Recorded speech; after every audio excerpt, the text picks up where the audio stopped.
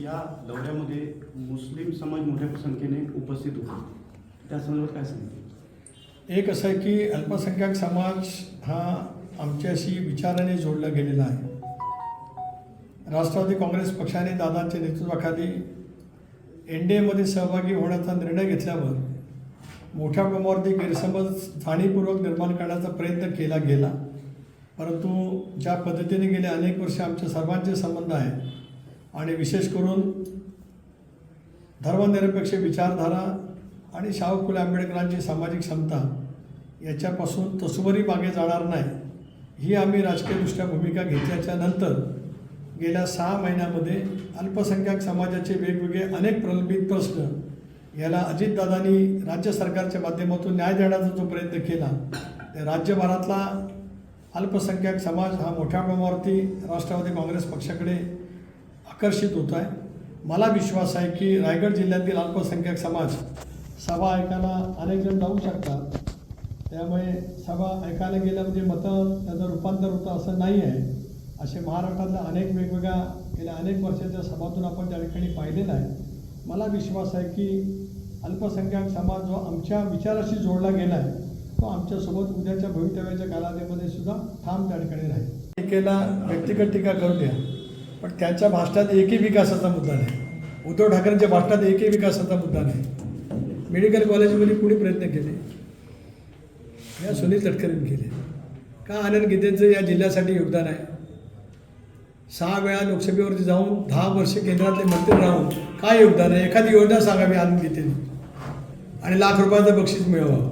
आपण म्हणतो ना की पूर्वी लिहायचं देवी रोगाची लागण कळवा आणि ₹1,000 मिळवा, तसं आहे. एकाही भाषणात हे बघा आयडिओलॉजिकल बोलणं मी कुठं आहे नाही. टीका करा तुम्ही, पण विकासाचे काय मुद्दे आहेत तुमच्याकडे? एकाही भाषणात कालच्या विकासाच्या मुद्द्यावरती उद्धवजी बोलले. आता त्यांनी करोनाचा उल्लेख केला की पंतप्रधान आले काय? देशभरामध्ये अनेक वेळेला अनेक ठिकाणी अशी निसर्गाचे तडाखे बसतात. सर्वच ठिकाणी काय पंतप्रधान महोदय जाऊ शकत नाही. पण मलाही त्यांना काहीतरी प्रश्न विचारला लागेल. त्या 2 वर्षामध्ये अजितदादांनी सरकार चालवलं, पण आज मी काय फारसं बोलू इच्छित नाही. त्यामुळे त्यांची भाषणं ऐकते मी, मनोरंजन होतं आहे. माझ्याकडून काही काम झालं नाही किंवा मी निवडणुकीतून पराभूत होणार आहे म्हणून बाहेर जातो आहे. मला काल एक गंमत ऐकायला मिळाली उद्धवजींच्या भाषणामध्ये, सगळ्याच भाषणाच्यामध्ये प्रामुख्याने. आणि त्याने एक गोष्ट कबूल केली की 2019च्या मोदी लाटेमध्ये सुद्धा मी त्यावेळेला निवडून आलो. याचा अर्थ उद्धवजींनी या जिल्ह्यामध्ये मी गेल्या अनेक वर्षामध्ये जे काही सामाजिक काम केले त्याची नोंद रायगडच्या जनतेने घेतली याची स्पष्टपणाची कबुली उद्धव ठाकरेंच्या भाषणामध्ये त्या ठिकाणी आली. आणि मला दुसरा एक त्या ठिकाणी प्रामुख्याने ऐकायला मिळालं की 10 वर्ष भारतीय जनता पक्षाने काय केलं, सरकारने काय केलं. त्यांच्या शेजारीच असलेले नवीन घोषित उमेदवार अनंत गीते आहेत. हे 14 ते 19 मोदी साहेबांच्या मंत्रिमंडळामध्ये होते. त्याच्यामुळे 10 वर्षात काय काम केलं मोदी सरकारने हा प्रश्न मला असं वाटतं उद्धवजींनी आनंद गीतेला विचारला असता तर आनंद गीतेला 2019 साली रायगडच्या रत्नागिरीच्या जनतेने का नाकारलं त्याचं उत्तर त्यांना त्या ठिकाणी सापडलं असतं. आपापल्या उमेदवारांच्या बाबतीमध्ये त्यांच्या भावना व्यक्त करू शकतो.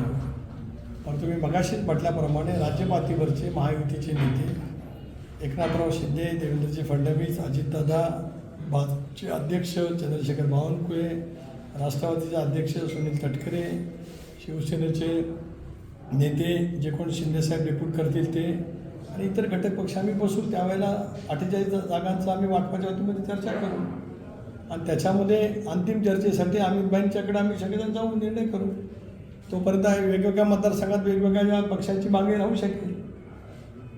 पण एक निर्णय आमचा सामुदायिक ठरलेला आहे. म्हणूनच राज्यभरामध्ये 14 तारखेला मकर संक्रांती दिवशी एकाच वेळेला 36 जिल्ह्यामध्ये महायुतीचे मेळावे झाले. सगळीकडे ते यशस्वी झाले आणि त्या ताकदीने आम्ही सगळेजण 45+ हे उद्दिष्ट आमच्या सर्वांच्या समोर आहे. चर्चा करायची. मी स्वतः लोकसभा निवडणूक लढायला इच्छुक आहे. महायुतीच्या जागांचं वाटप या संदर्भातली प्राथमिक चर्चा एक 8-15 दिवसात राज्यपातळीवरती अपेक्षित आहे आणि त्या संदर्भातला अंतिम निर्णय देशाचे गृहमंत्री अमित शाह साहेब यांच्याकडे होईल आणि महायुतीमधून अलिबाग रायगडची जागा राष्ट्रवादी काँग्रेस पक्षाला मिळाली आणि अजितदादांनी राष्ट्रीय अध्यक्ष म्हणून मला उमेदवारी दिली तर ही निवडणूक लढवण्यास मी उत्सुक नक्की त्या ठिकाणी आहे. शरीरवरती टीका केलेली याकडे आपण कसं बघता? एक असं की मी उद्धवजी ठाकरे यांची भाषणं ऐकली. खुद्द त्यांच्याच मंत्रिमंडळामध्ये त्यांचे पुत्र आदित्य ठाकरे सहभागी झाले. शिवसेनेमध्ये जी काय मोठ्या प्रमाणावरती फूट पडली त्याचं ते कारण असं म्हटलं जातं, मला माहीत नाही. अशा वेळेला माझ्यावरती तशा वेळेचा आरोप करण्याचा कोणाला फार नैतिक अधिकार आहे असं मी त्या ठिकाणी अजिबात मानत नाही. गुणवत्तेवरती त्या ठिकाणी माझी दोन्ही मुलं राजकारणामध्ये त्या ठिकाणी प्रस्थापित झालेली आहेत. आदितीची मागणीसुद्धा जिल्हा परिषदेसाठी भाईसाहेब पाशीलकर आणि मधुकर पाटील जिल्हा परिषद अध्यक्ष माझ्या पक्षाचे अध्यक्ष यांनी त्या ठिकाणी केली. त्याच्यातून ती राजकारणामध्ये आली. शिवधनच्या जनतेने 40,000च्या मताधिकारी निवडून दिली. आधी अनिकेत तर 170 मतं राष्ट्रवादी काँग्रेस पक्षाची विधान परिषदेत होती, त्याला 650 मतं त्या ठिकाणी मिळाली. त्याच्यामुळे अशा वेळीच्या घराणेशाहीचा आरोप त्यांच्याकडनं उद्धवजींकडनं होणं हे फार हास्यास्पद आहे. एवढंच मला त्या ठिकाणी त्या निमित्ताने सांगायचं. एबीपी माझा, उघडा डोळे बघा नीट.